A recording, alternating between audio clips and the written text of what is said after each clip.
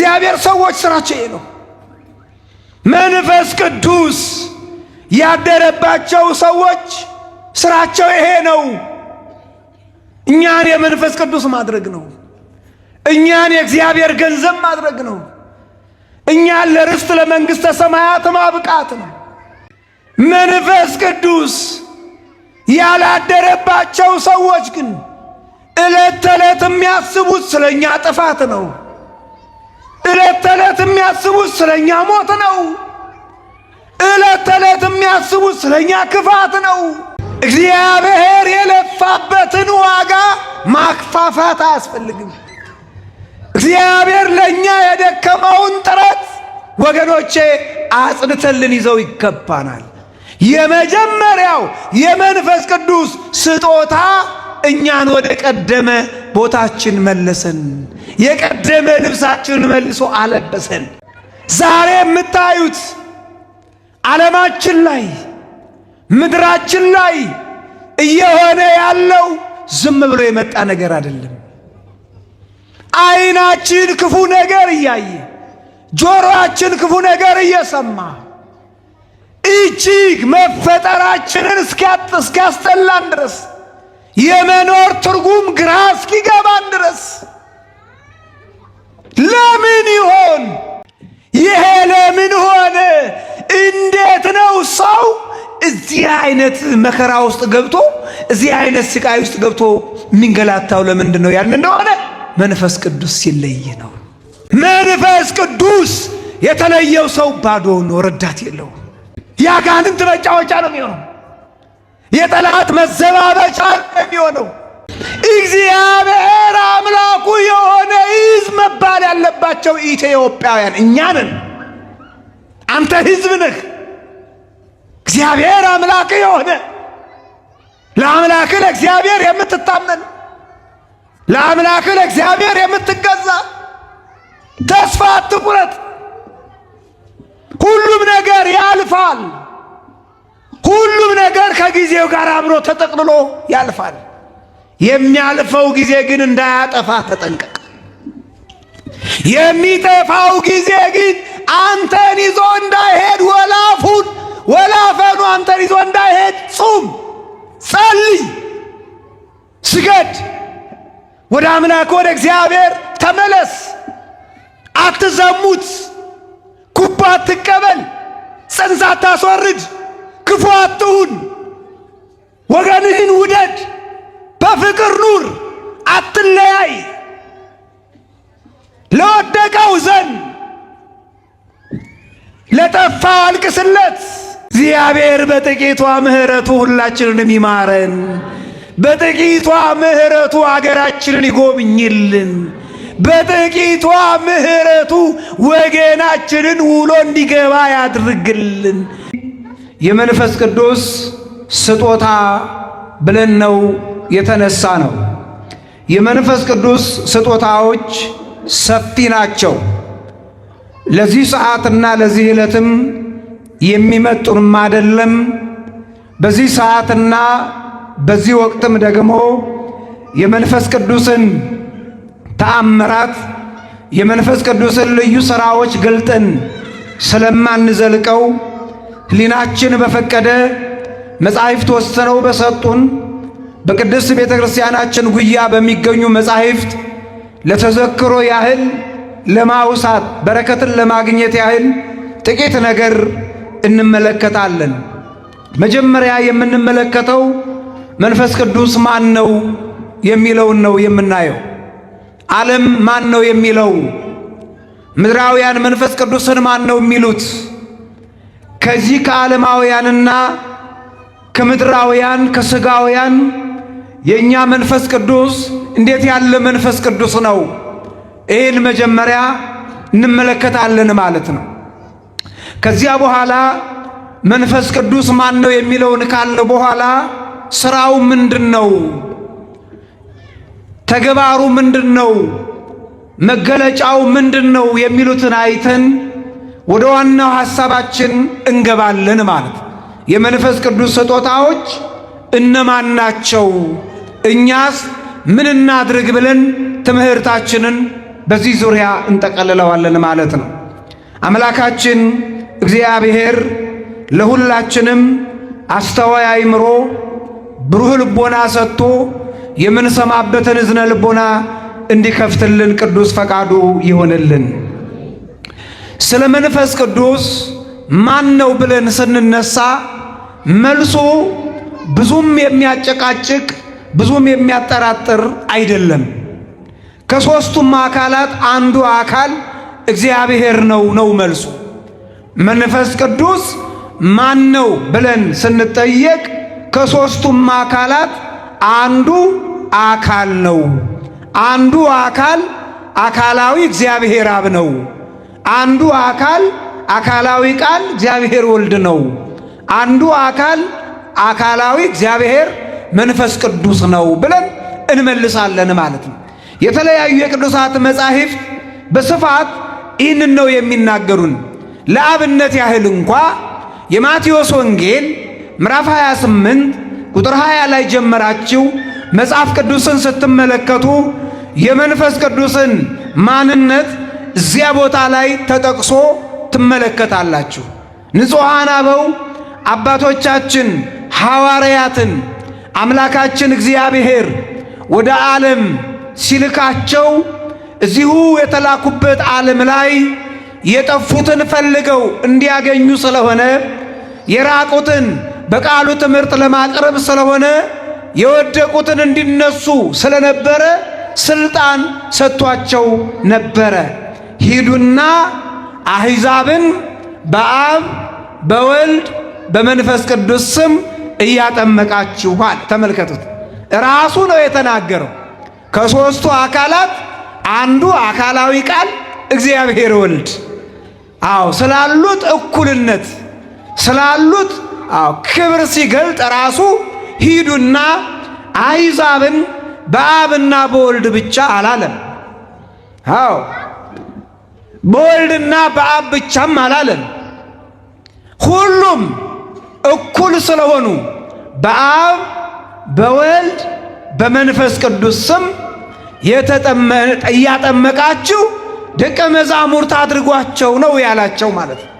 ስለዚህ ልጅነትን እንድናገኝ ሦስቱ አካላት ክብራቸው በእኛ ላይ የተገለጠ ነው ማለት ነው እና መንፈስ ቅዱስ ማን ነው ተብለን ስንጠየቅ እግዚአብሔር ነው ብለን ልንመልስ እንችላለን። ቅዱስ ጳውሎስም ሲያስተምር እንዲህ አለ። በገላትያን መልእክቱ ምዕራፍ 3 ቁጥር 27 ላይ ቅዱስ መጽሐፍ ተመልከቱ። በአብ በወልድ በመንፈስ ቅዱስ ስም የተጠመቃችሁ እናንተ ኢየሱስ ክርስቶስን ለብሳችሁታል። ተመልከቱ። በዛኛው አንቀጽ ላይ አካላዊ ቃል ኢየሱስ ክርስቶስ በአብ በወልድ በመንፈስ ቅዱስ ማለት ገለጠ። ራሱን ማለት እኩል መሆናቸውን፣ አብ አባት መሆኑን፣ ወልድ ልጅ መባሉን፣ መንፈስ ቅዱስ ሰራጺ መሆኑን ገለጠው።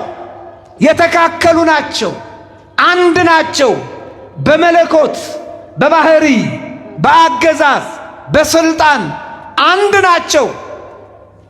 አንድነታቸውን ገለጠው። ቅዱስ ጳውሎስ ደግሞ ባደረበት የመንፈስ ቅዱስ ጸጋ ሲገልጥ ደግሞ ከሀብተ መንፈስ ቅዱስ ከአብራከ ስሉስ ቅዱስ ከማኅፀነ ዮርዳኖስ በ40ና በ80 ቀን የእግዚአብሔር የጸጋ ልጆች ተብለው የተጠሩትን ሲገልጥ ምን አለ? በአብ በወልድ በመንፈስ ቅዱስም የተጠመቃችሁ እናንተ ኢየሱስ ክርስቶስን ለብሳችሁታል ማለት። ኢየሱስ ክርስቶስ የኔ ነው ለማለት በአብ በወልድ በመንፈስ ቅዱስ ስም መጠመቅ ያሻል፣ መጠመቅ ያስፈልጋል ማለት። ይሄንን ሳያውቁ ግን ኢየሱስ የኛ ነው ኢየሱስ የኔ ነው ቢሉ ከንቱ ልፍለፋ እንደሆነ መጻሕፍት አብዝተው ይነግሩናል። ለዚህም ነው መድኃኔ ዓለም ክርስቶስ በኃላፊው ዘመን በኃላፊው በጠፊው ጊዜ በየዘመናቱ የሚመጡትን ቢጸ ሐሳውያን መናፍቃንን ስለሚያውቃቸው አስቀድሞ በትምህርቱ ምን አለ? በማቴዎስ ወንጌል ምዕራፍ 7 ላይ ስንመለከት እንዲህ ያለ አምላካችን ምን ብሎ በትምህርቱ ገለጠ? ዘወትር ሁል ጊዜ በተገቢው መልኩ የማይጠሩት ከሆነ በተገቢው መልኩ አባቴ ሆይ አባቴ ሆይ አባት ሆይ አባት ሆይ ብለው የሚጠሩኝ ሁሉ ርስቴን መንግስቴን የሚወርሱ አይደለም ማለት ራሱ አስመሳዮች እንደሆኑ ተገቢውን መንገድ የያዙ እንዳልሆኑ በትክክለኛው የነገረ መለኮት ትምህርት ውስጥ እንደሌሉ ስለሚያውቅ አባት ሆይ አባት ሆይ የሚሉኝ ሁሉ መንግስቴን ሊወርሱ አይችሉም። እኛ አባት ሆይ ብለን የምንጠራው በሙሉ ልቡና ነው። አባት ሆይ ብለን በትምህርታችን እንኳን በማቴዎስ ወንጌል ላይ በምዕራፍ 6 ከቁጥር 10 ጀምረን ስንመለከት ራሱ አባታችን ሆይ በየት የምትኖር በሰማያት የምትኖር የምንለው በልበ ሙሉ ነው፣ ገብቶን ነው። አባትነቱ አካላዊ እግዚአብሔር መንፈስ ቅዱስ ከአብና ከወልድ ጋር እኩል ነው። አካላዊ እግዚአብሔር አብ ከአብና ከመንፈስ ቅዱስ ጋር እኩል ነው። አካላዊ ቃል እግዚአብሔር ወልድ ከአብ ጋር ከመንፈስ ቅዱስ ጋር እኩል ነው። በዚህ ኤሪያ ነው የሚኖሩት፣ በዚህ መተካከል ነው ያሉት። ስለዚህ ስለ መንፈስ ቅዱስ ስንናገር አንፈር፣ ያመነውን እንመስክር፣ የገባንን እንረዳ። ተረድተን ላልተረዳው ማስረዳት ነው የሚያስፈልገው። እነዚህ ሁለት የመጽሐፍ ቅዱስ ጥቅሶች ራሱ ወገኖቼ እነሆ እግዚአብሔር እንደሆነ መንፈስ ቅዱስ እግዚአብሔር እንደሆነ ያሳውቀናል ማለት ነው። ለአብነት ነው ይሄን ያነሳ ነው እንጂ እግዚአብሔር መንፈስ ቅዱስ እግዚአብሔር ስለመሆኑ በቅዱሳት መጻሕፍት ገብታችሁ በስፋት እንድታዩ በእግዚአብሔር ስም እጋብዛችኋለሁ። ይሄንን ባጭሩ እግዚአብሔር መንፈስ ቅዱስ ማን እንደሆነ ካወቅን ከተረዳን ወደ ቀጣዩ እንሄዳለን ማለት ነው። የመንፈስ ቅዱስ ሥራው ምንድነው? እግዚአብሔር ከሆነ ሥራው አይጠፋንም ማለት ነው። እግዚአብሔር ከሆነ ምን እንደሚያደርግ አይጠፋንም። ብርሃነ ዓለም ሐዋርያው ቅዱስ ጳውሎስ በተሰጠው ጸጋ ባደረበት መንፈስ ቅዱስ ስልጣኑን፣ ሥራውን፣ ተግባሩን ሲገልጥልን እንዲህ በሚል ሐሳብ አስቀምጦታል። የእግዚአብሔር ልጆች በሮሜ መልእክቱ ምዕራፍ 8 ቁጥር 27 ላይ ጀምራችሁ ስትመለከቱ እግዚአብሔር መንፈስ ቅዱስ ሁሉን አዋቂ እንደሆነ ይነግረናል ማለት ነው። ሥራው አንዱ ሁሉን ማወቅ። የሚጠፋው ነገር የለም። የሚጠፋው ነገር የሚደበቅበት ነገር የለም። ለምን? መንፈስ ቅዱስ እግዚአብሔር ነዋ። የማያየው ነገር የለም። የሚሰወረው ነገር የለም። እግዚአብሔር ነው። ከመንፈስ ቅዱስ እይታ መውጣት አይቻልም። ከመንፈስ ቅዱስ ፈቃድ መለየት አይቻልም። ከመንፈስ ቅዱስ መንገድ መውጣት መጨረሻው ሞት ነው። መጨረሻው ጥፋት ነው። ምን ይላል ቅዱስ ጳውሎስ? ልብን የሚመረምረው የመንፈስ ሐሳብ ምን እንደሆነ ያውቃል አለ። ተመልከቱት። ሮሜ 8:27 ላይ ልብንም የሚመረምረው የመንፈስ ሐሳብ ምን እንደሆነ ያውቃል አለ። እግዚአብሔር ነዋ። ልብ ያሰበውን፣ ኩላሊት ያመላለሰውን፣ የህሊና ሰሌዳ የጻፈውን፣ ቋንቋ ሊናገር ምላስ ያሰናዳውን መንፈስ ቅዱስ ያውቃል ማለት። ስለዚህ ሥራው ሁሉን ማወቅ፣ ሥራው ሁሉን መመርመር ነው። ለእግዚአብሔር የሚሳነው አንዳችም ነገር ስለሌለ ማለት ነው። ሌላው ከሥራዎቹ ስንመለከት ስጦታን ለሁሉም ይሰጣል። እግዚአብሔር ስለሆነ ስጦታን ለሁሉም ይሰጣል አለ። ሮሜ ምዕራፍ 11 ቁጥር 29 ላይ እግዚአብሔር በጸጋው ስጦታ ለሁሉም ይሰጣል አለ። መንፈስ ቅዱስ ሥራው ለሁሉም ጸጋ መስጠት ነው። ጸጋ ማለት ትርጉሙ ስጦታ ማለት ነው። የእግዚአብሔር ስጦታ ደግሞ ከሌላው ይለያል። የሌላው ስጦታ ብድራት ነው። የሌላው ስጦታ ቅሚያ ያለበት፣ የሌላ ስጦታ ተመልሶ የሚመለስ ነው። የመንፈስ ቅዱስ ስጦታ ግን ከለበሱት የማይወልቅ ነው። ከታደሉት የማይወሰድ ነው። ከተጎናጸፉት የማይገፈፍ ነው። ከራስ ጋር ለዘላለም አብሮ የሚኖር ነው። ስለዚህ ስራዎቹ አንዱ ስጦታ፣ በቃ ለማንም ድሃ ባለጸጋ ሳይል፣ ጌታ ሎሌ ሳይል፣ ያለው የሌለው ሳይል፣ ይጠቅመኛል አይጠቅመኝም ሳይል እግዚአብሔር ነውና አስቀድመን በተፈጠርነው የተፈጥሮ ዓይን ነው የሚያየን። ቀድሞ እግዚአብሔር በኦሪት ዘፍጥረት ላይ ጥንተ ተፈጥሯችንን ያውቃል እግዚአብሔር ስለሆነ። ኦሪት ዘፍጥረት ላይ ምዕራፍ 2 ቁጥር 7 ላይ ስትመለከቱ እግዚአብሔር አምላክ አዳምን ከምድር አፈር አበጀው ነው የሚል። አያችሁ፣ አስቀድሞ እግዚአብሔር በመዳፉ ሲያበጃጀን መንፈስ ቅዱስ ያውቀናል፣ እግዚአብሔር ነውና። አዎ በመዳፉ ሲያበጃጀን፣ በጣቱ ሲቀርጸን፣ በአርአያው በአምሳያው አድርጎ ሲፈጥረን ያውቃል፣ እግዚአብሔር ነውና ነበረ አብሮ። ስለዚህ እግዚአብሔር ሰውን ከምድር አፈር አበጀው ካለ በኋላ በአፍንጫው ላይ የሕይወት እስትንፋስ እፋለ። የመንፈስ ቅዱስ ሥራውን ተመልከቱት። ሕይወት ሆነው አለ። ከአራቱ ባሕርያተ ሥጋ፣ ከሦስቱ ባሕርያተ ነፍስ፣ ከሰባት ግብራት የተፈጠረው ሰው ከተፈጠረ በኋላ በአፍንጫው ላይ እፍ አለበት፣ ሕይወት ሆነው አለ። ሕይወት ሆነን በዚህ ተፈጥሮ ነው የሚያቀን። ወገኖች አስተውሉ። ዛሬ እግዚአብሔር መንፈስ ቅዱስ በመራቃችን አይደለም የሚያየን። ዛሬ እግዚአብሔር መንፈስ ቅዱስ በመውደቃችን በመጥፋታችን አይደለም የሚያየን። ዛሬ እግዚአብሔር መንፈስ ቅዱስ በመካዳችን አይደለም የሚያየን። ዛሬ እግዚአብሔር መንፈስ ቅዱስ በመርከሳችን አይደለም የሚያየን ቀድሞ በፈጠረበት ዓይን ነው። ለዚህ ነው በምሕረቱ ጉያ ውስጥ ተደብቀን ያለ ነው።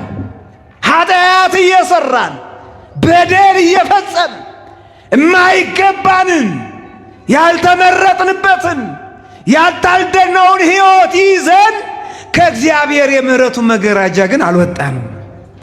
ከእግዚአብሔር የምሕረቱ ጥላ ስር ግን አልወጣንም። ለምንድን ነው ያልን እንደሆነ ይሄው እግዚአብሔር መንፈስ ቅዱስ የሚያየን በጥንተ ተፈጥሮ ሲፈጥረን በነበረው ዓይን ስለሚያየን ኃጢአታችንን እንኳ ተዘክሮ ላጥፋቸው አላለንም። በደላችንንም እንኳ ቆጥሮ ልፍረድባቸው አላለንም።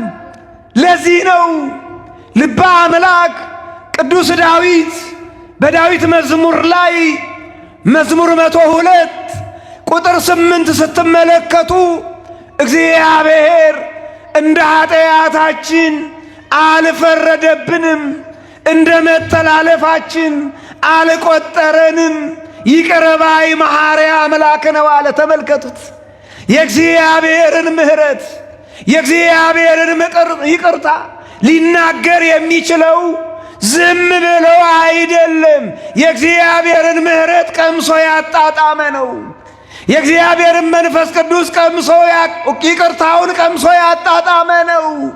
ያለበለዚያ የእግዚአብሔርን ምሕረትና የእግዚአብሔርን ይቅርታ ያላጣጣሙ ሰዎች፣ ያላወቁ ሰዎች እግዚአብሔር መሐሪ ነው፣ እግዚአብሔር ይቅር ባይ ነው ቢሉ ንግግራቸው ለበጣ እንጂ ሕይወት ሊሆን አይችልም።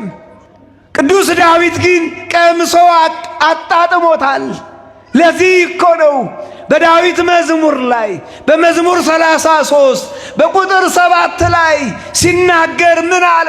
ኑና አለ እግዚአብሔርን ቅመሱት አለ። ኑና እኔ እንደተረዳሁት ተረዱት ማለት ነው። ኑና እኔ እንዳወቅኩት ወቁት ማለት ነው። ኑና እኔ ሕይወት እንዳደረግኩት ሕይወት አድርጉት አለ። ልክ እንደ ልበ አምላክ ቅዱስ ዳዊት ለእግዚአብሔር መታመን ያስፈልጋል። የእግዚአብሔር ልጆች እግዚአብሔርን ወገኖቼ አምላክ ሊለው ቅዱስ ዳዊት አላፈረበትም። እግዚአብሔርን እግዚአብሔር ብሎ ለመጥራት ልበ አምላክ ቅዱስ ዳዊት አላፈረም።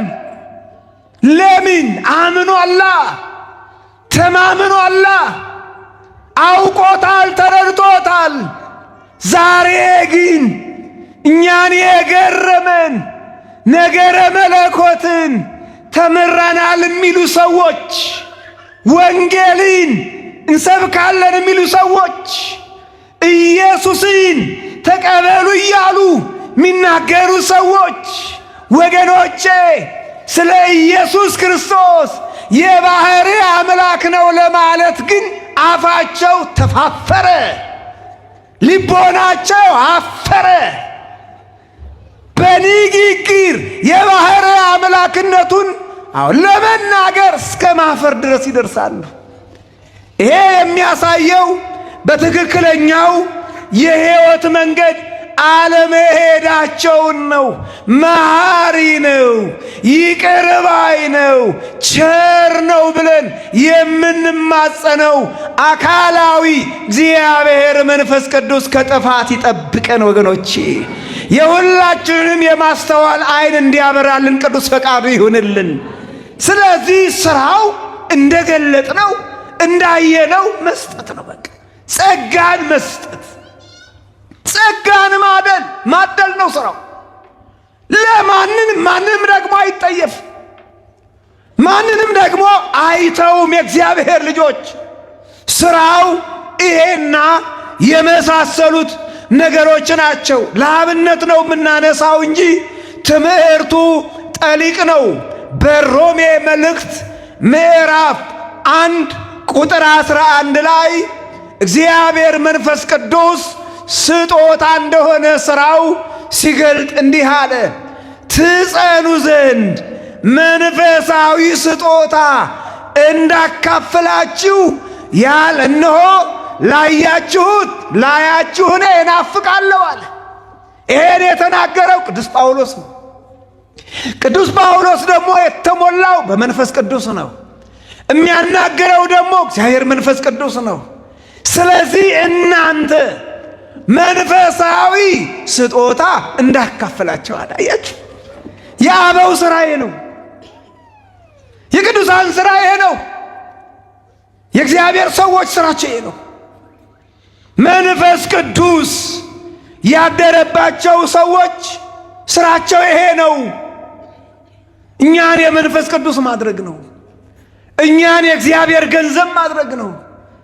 እኛን ለርስት ለመንግሥተ ሰማያት ማብቃት ነው። መንፈስ ቅዱስ ያላደረባቸው ሰዎች ግን ዕለት ተዕለት የሚያስቡት ስለኛ ጥፋት ነው። ዕለት ተዕለት የሚያስቡት ስለኛ ሞት ነው። ዕለት ተዕለት የሚያስቡት ስለኛ ክፋት ነው። ቅዱስ ጳውሎስ ግን እነሆ የመንፈስን ስጦታ ላካፍላችሁ ፈለግኩኝና ላያችሁ ናፈቅኳል። ላያችሁ ናፈቅኩ። አባቶቻችን የምንናፍቃቸው ከዚህ የተነሳ ነው። እና አቡነ ገብረ መንፈስ ቅዱስን የምንናፍቀው ጸጋቸውን ፈልገን ነው። እና አቡነ ተክለ ሃይማኖት እና አቡነ አረጋዊ ጻድቃን ሰማዕታት እነ ማር ቅድስት አርሴማ የምንፈልጋቸው ነፍሳችን የምትጠማቸው ካደረባቸው መንፈስ ቅዱስ በረከት ለማግኘት ነው። ከተዋሃዳቸው መንፈስ ቅዱስ ዋጋ ለማግኘት ነው ወገኖቼ። ስለዚህ አንዱ ራሱ የመንፈስ ቅዱስ ስራዎቹ ጸጋውን ለሁሉም ማደል ነው ይለናል። እንቀጥላለን። ወደ ኋላ ያለው ሰፋ ስለሚል እዚሁ ይበቃናል። እንዲህ ከሆነ እግዚአብሔር መንፈስ ቅዱስ የመንፈስ ቅዱስ ስጦታዎች የሚል እናነሳለን ማለት ነው። መንፈስ ቅዱስ ያደለን ስጦታል። መንፈስ ቅዱስ በዚህ ወቅት መውረዱን በምናስብበት ወቅት እንግዲህ መንፈስ ቅዱስ በአባቶቻችን በሐዋርያት ዘመን ወረደ ብለን ነው የምናስተምረው እንጂ አሁን ይወርዳል ብለን አናስተምርም። ይሄን ጠንቅቃችሁ ያዙ። እንዲህ ያሉትን ነገሮች ልብ በሏቸው። ምስጢር ስለሚያፋልሱ ነው። ምስጢር እነሆ ስለሚያዛቡ ነው። ለምሳሌ ሁለት ነገር ጥንቃቄ ያስፈልጋቸዋል። እግረ መንገዴን የምነግራችሁ የመጀመሪያው ኢየሱስ ክርስቶስ ታረደ አይባልም። ይሄ መጀመሪያ ጥንቃቄ ማድረግ ያስፈልጋል ማለት ነው። መጻሕፍትም ተሰቅሎልናል እንጂ ታርዶልናል አይደለም። ታርዶልናል ብለው የጻፉ መጽሐፍ ክፍሎች መቼ እንደተጻፉ ደግሞ ይታወቃል። ልዩ መሆኑን ማለት ነው። ታረደ ለማለት ቢላዋ መወራረድ አለበት። ይህን ማየት ነው። የሃይማኖታችን ስርዓት ወገኖቼ በደል እንዳይሆን የምናደርጋቸው ነገሮች ሁሉ ጥንቃቄ የተሞሉ መሆን አለባቸው። ታረደ ከተባለ የሚያርድ አካል ያስፈልጋል። ነው ወይ? በዚያ ነው ወይ ኢየሱስ ክርስቶስ ያለፈው? ስለኛ ሕይወት ሆኖ ያለፈው ያ ነው ወይ? አይደለም፣ እሱ አይደለም። በኢየሱስ ክርስቶስ ላይ ወገኖቼ ያዘጋጀ ቢላዋ የያዘ ሰው አልነበረም። ኢየሱስ ክርስቶስንም ለሞት በቢላዋ አሳልፎ ለማረድ የተዘጋጀም አልነበረም። ምናልባት በአምላካችን ላይ በእግዚአብሔር ላይ ግፈኞች ነበሩ። እንዲሰቀል እንዲሞት የሞትን ጽዋ እንዲጎነጭ የሚፈልጉት ነበሩ። እነሱም አይሁድ ናቸው። ስለዚህ አምላካችን መድኃኒታችን ኢየሱስ ክርስቶስ ሞቱም በፈቃዱ ነው፣ ትንሣኤውም በፈቃዱ ነው፣ ልደቱም በፈቃዱ ነው፣ ትንሣኤውም በፈቃዱ ነው፣ እርገቱም በፈቃዱ ነው፣ ዳግም ምጽአቱም በፈቃዱ ነው። ያማ ቢሆን ኖሮ እነ ቅዱስ ጳውሎስ የታረደውን ኢየሱስን እንሰብካለን ይሉ ነበረ። ግን አላለም ቅዱስ ጳውሎስ። ምን ያለውን ነው ያለው? ንገሩኝ። ምን ያለውን? የተሰቀለውን ብሎ አጠናቆ ነው የተናገረው። እንዲህ ያሉ ነገሮችን ማስተዋል ለምን የራሳችንን የቤተ ክርስቲያናችንን የሃይማኖታችንን ስርዓትና ደንብ ይዞ የወጣው መጽሐፍ ቅዱስ ከጥቂት ጊዜ በኋላ ነው እጃችን ላይ የገባው። ከዚያ በፊት የነበረው ግን እየታረመ ነው ስንጠቀም የነበረው። አስተውሎ መሄድ አንዱ ይሄ ነው። ሁለተኛው መንፈስ ቅዱስ ወረደ አንልም። አሁን እኛ መንፈስ ቅዱስ በሐዋርያት ዘመን ወረደ ብለን መንፈስ ቅዱስ በሐዋርያት ሥራ በሐዋርያት ዘመን የወረደበትን በዓል ነው እያከበርን ያለን። የተደረገውን ሥራ ነው እየሰራን። መንፈስ ቅዱስ አንድ ጊዜ ነው የወረደው በሐዋርያት ዘመን። ለነገሩ መንፈስ ቅዱስ መውረድም መውጣትም አይስማማውም። ወረደ የምንለው ከላይ የነበረ እዚህ የሌለ ነው። ወጣ የምንለው እዚህ ያለ እዚያ የሌለ ነው። ሄደ የምንለው እዚያ የሌለ እዚህ ያለ ነው። መጣ የምንለው እዚያ ያለ እዚህ። ይሄ ለሰው ይቻላል። መንፈስ ቅዱስ ግን እግዚአብሔር ነው። እዚያ ነበረ እዚያ አልነበረም አይባልም። እዚያ ወጣ እዚህ ወረደ አይባልም፣ እግዚአብሔር ስለሆነ። ስለዚህ አሁን እግዚአብሔር በአባቶቻችን በሐዋርያት ዘመን ወረደ። ወርዶም ታላላቅ ሥራዎችን ሠራ። የአምላካዊ ሥራውን አምላካዊ ተግባሩን ፈጸመ። ካደረጋቸው በጎ ስጦታዎች ዛሬ ጥቂቶቹን አይተን ትምህርታችንን እንጠቀልላለን። የመንፈስ ቅዱስ ስጦታዎች። መንፈስ ቅዱስ በወረደበት፣ መንፈስ ቅዱስ በተገለጠበት በአባቶቻችን ዘመን ምንድነው የሰጠው ስጦታ? ዛሬስ ያን የተረከብነው ስጦታ ይዘናል ወይ? አጥብቀን ይዘናዋል ወይ ልንል ይገባናል። የመጀመሪያው እግዚአብሔር መንፈስ ቅዱስ ከሰጣቸው ስጦታዎች አንዱ ወደ ቀደመ ልጅነታችን መለሰን። የሚገርመው ነገር ነው። የመንፈስ ቅዱስ ስጦታዎች ከሆኑት አንዱ ወደ ቀደመ ክብራችን መለሰን። በአባቶቻችን ዘመን የወረደው መንፈስ ቅዱስ የሰው ልጅ በዘመናት በእንዴት አለ እንግልት እንደነበረ ታውቃላችሁ። ሰማይና ምድር ተራርቀው ነፍስና ሥጋ እየተሟገቱ ሲኦልና ገነት ተራርቀው ሰውና እግዚአብሔር ተለያይተው ያ የነበረውን ዘመን ታውቃላችሁ። በተለያየ በቅዱሳት መጻሕፍት ላይ የተገለጠ እውነት ነው፣ የተገለጠ ሐቅ ነው። ይሄ የመጣው ካለመታዘዝ የተነሳ ነው።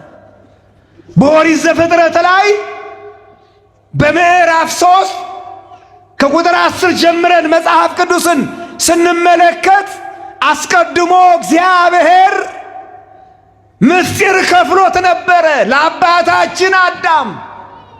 ምን ብሎ? ኦሪት ዘፍጥረት ምዕራፍ 2 ቁጥር 17 ላይ ከዚህ ዛፍ አትብላ አለው። የበላህ እንደሆነ የሞት ሞት ይገጥመሃል አለው። እግዚአብሔር አዋቂ ነው። አስቀድሞ ግን ምስጢር ከፈለው። ይችን ዛፍ ባትበላት ትጠቀማለህ፣ ከደፈርካት ደግሞ ትጎዳለህ አለው።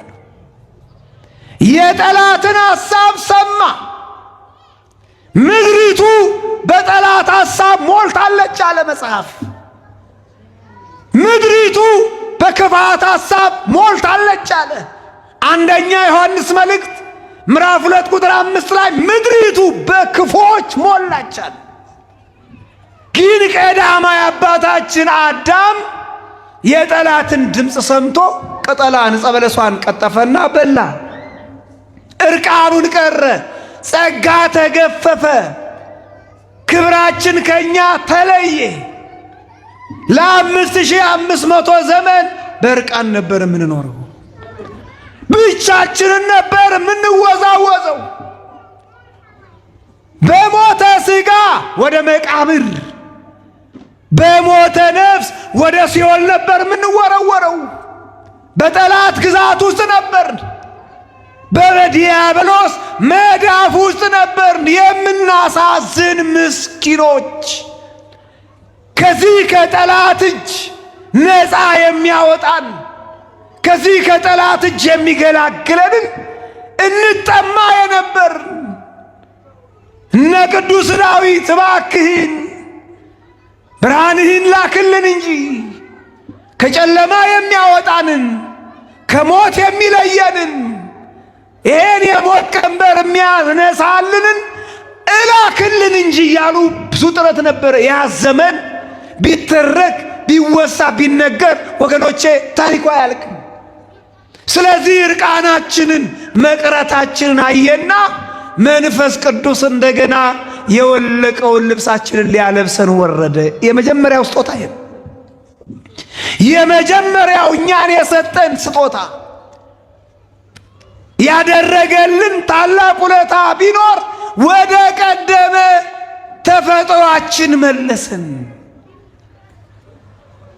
ርቆን የነበረውን ጸጋ አለበሰን። እርቃናችንን የነበርነውን መልሶ የክብር ልብስ አለበሰን። ይሄ በመንፈስ ቅዱስ ጊዜና ሰዓት የታየ ስጦታ ነው። ዛሬ መንፈስ ቅዱስ ወደ ቀደመ ክብራችን መልሶን ሳለ፣ መንፈስ ቅዱስ እርቃናችን አልብሶ ሳለ ዛሬ እኛ ምንድነው እየሆን ያለ ነው? ዛሬ ሕይወታችን ምን ይመስላል? ዛሬ አኗኗራችን ምን ይመስላል? መንፈስ ቅዱስ እግዚአብሔር ነው ብለን የምናምን፣ መንፈስ ቅዱስ አምላካችን ነው ብለን የምናምን፣ መንፈስ ቅዱስ ፈጥሮናል ብለን የምናምን ዛሬ በልዩ ልዩ አይነት መንገድ እግዚአብሔር ያለበሰንን ልብሳችንን ላለማውለቅ መጣር ያስፈልጋል። በልዩ ልዩ አይነት መንገድ ክብር ላለማጣት መጽናት ያስፈልጋል። እግዚአብሔር የለፋበትን ዋጋ ማክፋፋት አያስፈልግም። እግዚአብሔር ለእኛ የደከመውን ጥረት ወገኖቼ አጽንተልን ይዘው ይገባናል። የመጀመሪያው የመንፈስ ቅዱስ ስጦታ እኛን ወደ ቀደመ ቦታችን መለሰን። የቀደመ ልብሳችን መልሶ አለበሰን። የቀደመ ጸጋችን መለሰን ማለት ነው። ሁለተኛው የመንፈስ ቅዱስ ስጦታ አንዱ ራሱ ርቆን የነበረውን መልሶ እኛ ጋር እንዲሆን ፈቃዱ ሆነ። መንፈስ ቅዱስ ተለይቶን ነበረ። መንፈስ ርቆን ነበረ። ሰው ከእግዚአብሔር መንፈስ ከራቀ ምን ይሆናል? ሰው እግዚአብሔር መንፈስ ቅዱስ ከተለየው ምን ይገጥመዋል? ሰው እግዚአብሔር መንፈስ ቅዱስ ወገኖቼ ከተለየው ምንድነው ሊገጥመው የሚችለው? እጅግ በጣም ከባድ ነው። ዛሬ የምታዩት ዓለማችን ላይ ምድራችን ላይ እየሆነ ያለው ዝም ብሎ የመጣ ነገር አይደለም። ዓይናችን ክፉ ነገር እያየ፣ ጆሮአችን ክፉ ነገር እየሰማ እጅግ መፈጠራችንን እስኪያስጠላን ድረስ የመኖር ትርጉም ግራ እስኪገባን ድረስ ለምን ይሆን? እግዚአብሔር የወደዳቸውማ በጊዜ ተሸኙ። እግዚአብሔር የወደዳቸው፣ እግዚአብሔር ያከበራቸው፣ እግዚአብሔር የመረጣቸው ከነሙሉ የሀገራቸው ክብር፣ ከነሙሉ የሃይማኖታቸው ክብር፣ ከነሙሉ ወገን የመውደዳቸው ክብር፣ ከነሙሉ ቤተ ክርስቲያንን የመውደዳቸው ክብር፣ ከነሙሉ ክብራቸው ወደ መቃብር ተሸኙ። የተመረጡትማ የታደሉትማ ለጉድ የቆምነውሳ መጨረሻችን ምን ይሆን? አያችሁ የእግዚአብሔር ልጆች፣ በዚያን ዘመን በሕይወት የቆሙቱ በመቃብር ያሉትን የሚያመሰግኑበት ዘመን ይመጣል አለ። ተመልከቱት። በመቃብር አዝመራ ሆነው የተዘሩትን የሚያመሰግኑበት ጊዜ ይመጣል አለ። በዚያን ሰዓት በዚያን ወቅት ሞት እንኳ ቢለምኑ አያገኙትም አለ። ይርቃቸዋል። ቶሎ ለመከላከል ከሚያዩት ጭንቀት፣ ከሚያዩት ክፋት፣ ከሚያዩት አሰቃቂ ነገር ለመገላገል ሞት እንኳ ቢመርጡ አለ አያገኙትም። ከባድ ነው። ይሄ ለምን ሆነ? እንዴት ነው ሰው እዚህ አይነት መከራ ውስጥ ገብቶ እዚህ አይነት ስቃይ ውስጥ ገብቶ የሚንገላታው? ለምንድን ነው ያልን እንደሆነ መንፈስ ቅዱስ ሲለይ ነው። መንፈስ ቅዱስ የተለየው ሰው ባዶ ነው፣ ረዳት የለውም። የአጋንንት መጫወቻ ነው የሚሆነው። የጠላት መዘባበቻ ነው የሚሆነው። ስለዚህ ከሦስቱ አካል አንዱ አካል እግዚአብሔር መንፈስ ቅዱስ ከሰው ልጆች ላይ ተለይቶ ነበረ ይላል መጽሐፍ። ኦሪት ዘፍጥረት ምዕራፍ 6 ቁጥር 2 ላይ መጽሐፍ ቅዱስ ተመልከቱ ምን ይላል? ሥጋ በለበሰ ሁሉ ላይ መንፈሴ ለዘላለም አይኖርም አለ። ተመልከቱት። ሥጋ በለበሰው ላይ፣ ሥጋ ለብሶ ባለው ላይ፣ በመዳፌ ባበጃጀሁት፣ በጣቴ በቀረጽኩት፣ በአርአያዬ በአምሳያዬ በፈጠርኩት በሰው ላይ መንፈሴ ለዘላለም አይኖርም አለ። መንፈስ ቅዱስ ጸጋውን ከሰው ልጆች ላይ አነሳ። ለምን ያን እንደሆነ ቁጥር 3 ላይ እሱም የሥጋ ሥራ ነውና ያልዛወታል። አታድርጉ የተባሉትን በማድረጋቸው፣ አትፈጽሙ የተባሉትን በመፈጸማቸው ዛሬስ እግዚአብሔር መንፈስ ቅዱስ እንዳልተለየን ምን ምስክር አለን? እግዚአብሔር መንፈስ ቅዱስ ከእኛ ጋር ቢሆንማ በጭንቀትና በእንግልት እንኖር ነበረ ነው እኮ ያለው። እስራኤላውያን 7 ዓመት ሙሉ ለሚዲያማውያን አሳልፎ ሰጣቸው ይላል መጽሐፈ መሳፍንት ላይ። መጽሐፈ መሳፍንት ምዕራፍ 6 ላይ ስትመለከቱ እስራኤላውያንና እግዚአብሔር ተጣሉ ይላል። እስራኤላውያንና እግዚአብሔር የሚጣሉት በአምልኮ ጣዖት ነው። እግዚአብሔር እስራኤላውያን ሕግ ሰጥቷቸዋል። ምን ብሎ? ኦሪት ዘጸአት ምዕራፍ 20 ቁጥር 1 ላይ ከኔ ከአምላክህ በስተቀር ሌላ አምላክ አይኑር ብሏቸዋል። እስራኤል ማለት ትርጉሙ ይሄ ነው። እስራኤል ማለት ትርጉሙ እግዚአብሔር አምላኩ የሆነ ሕዝብ ማለት ነው። ትርጉሙ ራሱ እስራኤል ማለት እስራኤል ማለት ትርጉሙ እግዚአብሔር አምላኩ የሆነ ሕዝብ ማለት ነው። የሚገርም ነገር ነው። እስራኤል ተብሎ የሚጠሩት በዚህ ዘመን ኢትዮጵያውያን ናቸው እንጂ እስራኤል አይደለችም። የአሁኗ እስራኤልማ እንኳን እግዚአብሔርን ልትሾም ቀርቶ እነ አብርሃም እነ ይስሐቅ እነ ያዕቆብ ደጋግ አርዕስተ አበው ያለፉባት ሀገር እራሱ አምላክ ወልደ አምላክ ኢየሱስ ክርስቶስ ታላላቅ ገቢረ ተአምራት እያደረገባት ያለችው እስራኤልማ አውሬውን ለማንገስ 666 ለመሾም አሁን የእሱ መሾሚያ ቤተ መቅደስ በመስራት ላይ ትገኛለች። እግዚአብሔር አምላኩ የሆነ ሕዝብ መባል ያለባቸው ኢትዮጵያውያን እኛ ነን። አንተ ሕዝብ ነህ። እግዚአብሔር አምላክ የሆነ ለአምላክ ለእግዚአብሔር የምትታመን ለአምላክ ለእግዚአብሔር የምትገዛ ተስፋ አትቁረጥ። ሁሉም ነገር ያልፋል። ሁሉም ነገር ከጊዜው ጋር አብሮ ተጠቅልሎ ያልፋል። የሚያልፈው ጊዜ ግን እንዳያጠፋ ተጠንቀቅ።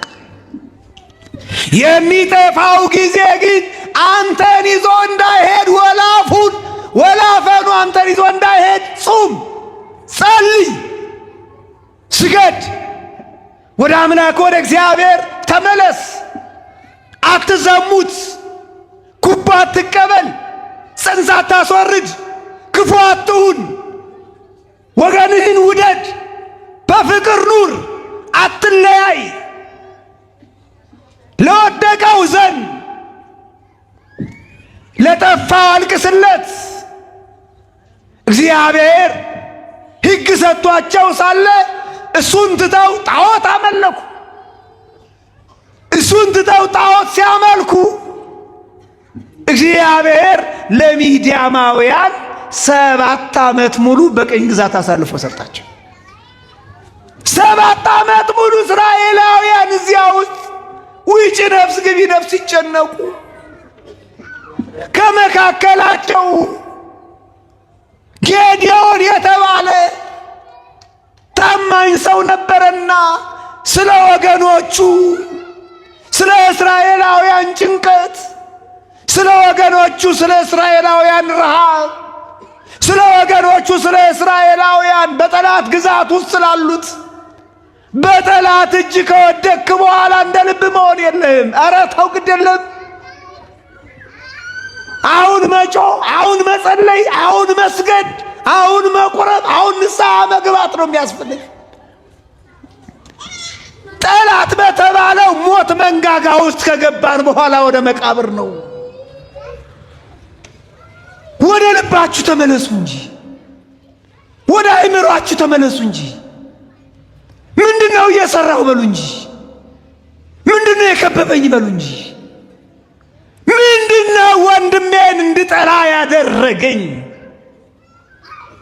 ከጎረቤቴ ጋር መስማማት ያቃተኝ ምንድነው? እኔ መስቀል ይዤ ዘረኛ የሆንኩት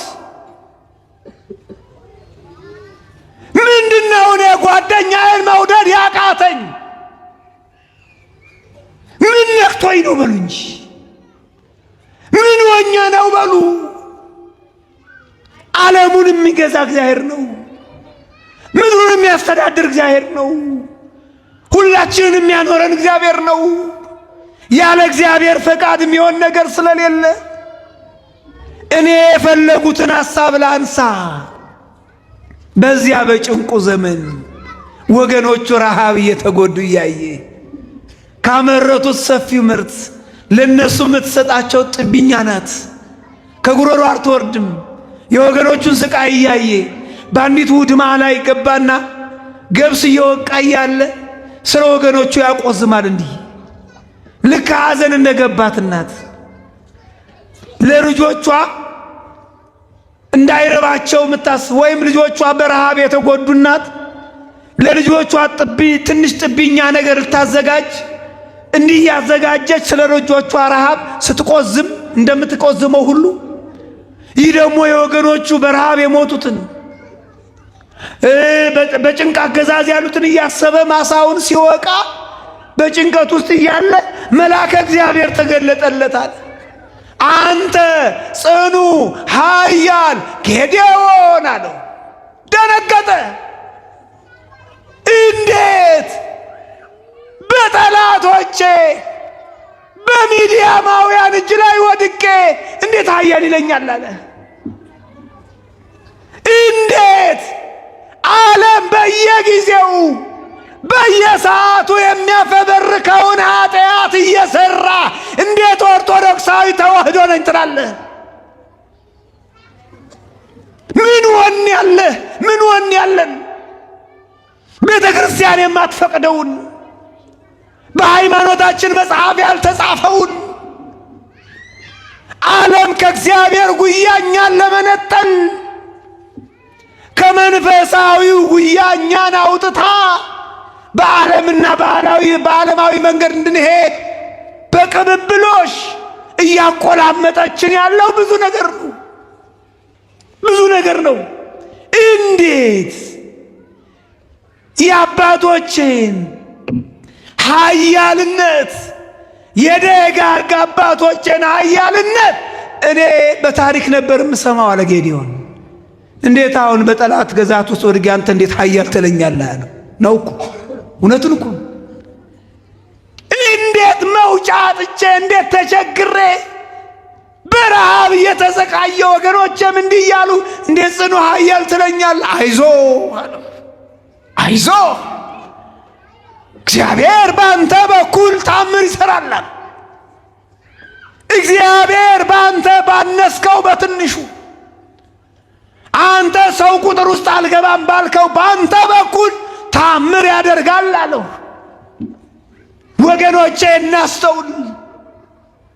ዛሬ እግዚአብሔር መንፈስ ቅዱስ ጠብቆን ነው እንጂ በየዕለቱ በየሰዓቱ በምንሰራው በምናደርገው ቢቆጣጠረን ኖሮ እንኳን እዚህ መምጣት አይደለም በሕይወት መኖር እንችል ነበረ? አንችልም። ጌታዬ ሆይ የበደልኩ አምላኬ ሆይ ያጠፋው መድኃኒቴ ሆይ ሕግህን እየተላለፍኩ አንተ እንዲህ ከተሸከምከኝማ አንተ እንዲህ ከራራህልኝማ ወደ አንተ ብቀርብህ ንስሐ ብገባ አንተን ፈልጌ ባገኝማ ጥበቃህና እርዳታ የቱን ያህል ይበዛልኝ በሉ። ሊታያችሁ የሚገባው የእግዚአብሔር ምሕረት ነው። የእናንተ የኃጢአት ቁጥር አይደለም። የእኛ የበደል ቁጥር አይደለም። እኛ የተላለፍነው ነገር አይደለም። ሊታይ የሚገባው ጥቂቷ የእግዚአብሔር ምሕረት ናት። እግዚአብሔር በጥቂቷ ምሕረቱ ሁላችንንም ይማረን። በጥቂቷ ምሕረቱ አገራችንን ይጎብኝልን። በጥቂቷ ምሕረቱ ወገናችንን ውሎ እንዲገባ ያድርግልን። የእግዚአብሔርን ምሕረት እያያችሁ በሕይወታችሁ የሚመጣውን ፈተና በጸጋ ማለፍ ነው የሚጠበቅባቸው የእግዚአብሔር ልጆች። ስለዚህ በሥጋ ሥራ በኃጢአት ምክንያት መንፈሱን ከሰው ልጅ ላይ አርቆ ስለነበረ እግዚአብሔር ሕዝቡን ሲያየው ኃጢአት ጎዳው፣ በደል ጎዳው። የሰይጣን ወጥመድ፣ የሰይጣን መንገድ፣ የሰይጣን ተንኮል በክብር የፈጠረውን ፍጡሩን ሊጎዳበት ሆነ። ስለዚህ እግዚአብሔር በነቢዩ በኩል ተስፋ ሰጠ። ምን ብሎ? ትንቢተ ኢዩኤል ምዕራፍ 2 ቁጥር 28 ላይ ሥጋ በለበሰው ሁሉ ላይ ከመንፈሴ አፈሳለሁ አለ። ተመልከት፣ ሥጋ በለበሰው ላይ ለዘላለም መንፈሴ አይኖርም ያለው አምላክ እንደ ምሕረቱ መጠን ጎበኘን። ክብርና ምስጋና ለአምላካችን ለእግዚአብሔር ይሁን። እንደ ይቅርታው ጎበኘን። ስለኛ መዳን፣ ስለኛ ከውድቀት መነሳት የጠየቀ አልነበረም። እሱ ግን ባህሪው ፍቅር ስለሆነ፣ እሱ ግን ባህሪው መውደድ ስለሆነ እነሆ በትንቢተ ሕዝቅኤል ምዕራፍ 18 ቁጥር 32 ላይ እኔ የሟቹን ሕይወት አልወድም እንዳለ ሁሉ ሞታችንን ስለማይወድ፣ መጥፋታችንን ስለማይፈልግ፣ መራቃችንን ስለማይፈልግ እግዚአብሔር በፈቃዱ ሊምረን ፈቃዱ ሆነ። ክብር ምስጋና ለአምላካችን ለእግዚአብሔር ይሁን።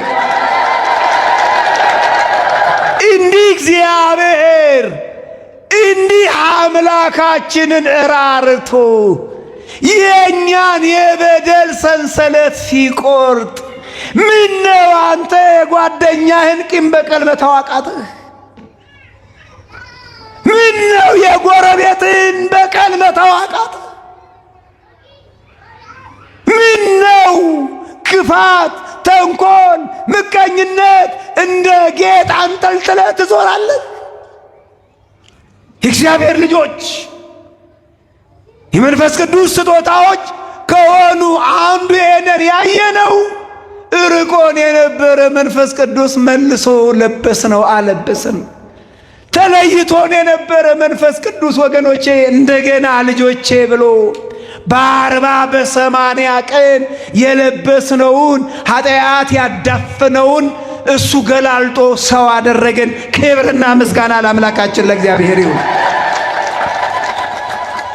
ሶስተኛ እና የመጨረሻው የመንፈስ ቅዱስ ስጦታ ከሆነው አንዱ ራሱ እግዚአብሔር ሰጥቶት የነበረውን ቋንቋ በሐዋርያት በኩል አድርጎ ሰበሰበው። እግዚአብሔር ምድሪቱ፣ እግዚአብሔር ዓለሚቱ እንድትተዳደር የፈለገው በአንድ ቋንቋ ነበር።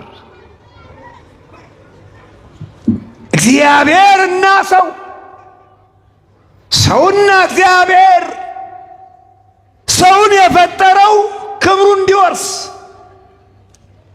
ጸጋውን እንዲለብስ ስለነበረ በአንድ ቋንቋ ነበረ እንዲኖር የተፈለገው። እንደ አንድ ቃል ተናጋሪ፣ እንደ አንድ ልቡና መካሪ ሆኖ እንዲኖር። ግን በኦሪት ዘፍጥረት ምዕራፍ 11 ላይ ቁጥር 7 መጽሐፍ ቅዱስ ተመልከቱ። የሰው ልጅ የሰናዖር ትዕቢት፣ የሰናዖር እልህኝነት እግዚአብሔርን ተፈታተነ። እግዚአብሔር በቁጣ እንዲነሳ አደረገው። ተመለከታቸው፣ አያቸው። በዚያ ሜዳ ላይ ሆነው ፈጣሪያቸውን ረሱ። በዚያ ሜዳ ላይ ሆነው አምላካቸውን ረሱ። በዚያ ሜዳ ላይ ሆነው እግዚአብሔርስ ታግሶ ነበረ።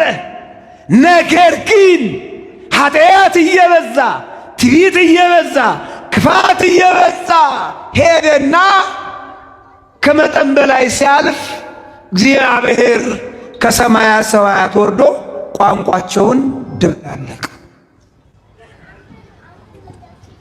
ለእግዚአብሔር ዓላማ የተፈጠረው ቋንቋ ብትንትኑን ወጣ። ሁሉም ወደ ገዛ ፈቃዱ ይዞት ሄደ። ተበታተነ። አልደማመጥ አለ፣ አልስማማ አለ።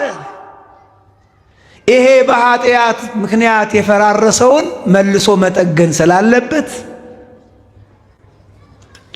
ይሄ በበደል በትዕቢት ምክንያት የተበታተነውን ቋንቋ ወደ መለኮታዊ ዕቅድ፣ ወደ መለኮታዊ ሥራ እግዚአብሔር ወደ ዓላማው ሲፈጥረውም ለዓላማ ስለነበረ ወደ ዓላማው ለመሰብሰብ መንፈስ ቅዱስ ወረደ ማለት ነው። መንፈስ ቅዱስ በሐዋርያት ሥራ ምዕራፍ 2 ቁጥር 1 ላይ መንፈስ ቅዱስ ወረደና በነጣቂ አውሎ ነፋስ ተገለጠ ይላል። የሚገርመው ነገር ይሄ ነው። በነጣቂ አውሎ ነፋስ። ለምንድን ነው መንፈስ ቅዱስ በነጣቂ አውሎ ነፋስ የወረደው ያን እንደሆነ በሐዋርያት አእምሮ ላይ ያለውን ክፉ ነገር መንጠቅ አለበት፣ መውጣት አለበት። መንፈስ ቅዱስ እንዲያድር የእግዚአብሔር ዓላማ እንዲከናወን ከተፈለገ እዚህ ያለውን በሽታ አውጡት። የእግዚአብሔርን መለኮታዊ ዓላማ፣ የእግዚአብሔርን መለኮታዊ ፈቃድ፣ እግዚአብሔር የፈለገውን ነገር ለማድረግ ባካችሁ ልቦናችሁ ውስጥ አእምሯችሁ ውስጥ ያደረውን ክፉ ነገር አውጡት። መንፈስ ቅዱስ ንጹሕ ማደሪያ ነው የሚፈልገው። መንፈስ ቅዱስ ቅዱስ ማደሪያ ነው የሚፈልገው። ለዚህ ነው የተቸገርነው። ለዚህ ነው የተቸገርነው። ከነ ሙሉ ችግራችን እየገባን መንፈስ ቅዱስ እንፈታተነዋለን። ማደሪያዎቹ አልሆንማ። ምን ያድርግ መንፈስ ቅዱስ? ስለዚህ በነጣቂ አውሎ ነፋስ ተገለጠና በሐዋርያት አእምሮ ውስጥ የነበረውን ነገር ጥርግርግ አድርጎ አወጣው። ከዚያ በኋላ መንፈስ ቅዱስ አደረና ከእናት ቋንቋቸው ጋር 71 ቋንቋ ጀምሮ ለመለያየት ለመከፋፈል ይጠቀሙበት የነበረውን ቋንቋ እሱ በቸርነቱ ሰበሰበው፣ ለአገልግሎት አዋለው። ክብር ለአምላካችን ለእግዚአብሔር ይሁን። ይሄ የመንፈስ ቅዱስ ሥራ ነው። ስለዚህ በየጊዜውና በየሰዓቱ የመንፈስ ቅዱስ ስጦታዎቻችንን አውቀን ልንጠቀምባቸው ይገባል እንጂ ልንጎዳ አይገባንም። እግዚአብሔር አምላካችን ሁላችንም የምንጠቀምበትን ሕይወት እንዲያድለን ቅዱስ ፈቃዱ ይሆንልን። ያስተማረን የመከረን እግዚአብሔር መንፈስ ቅዱስ ክብር ምስጋና ይግባው። ወስብሐት ለእግዚአብሔር።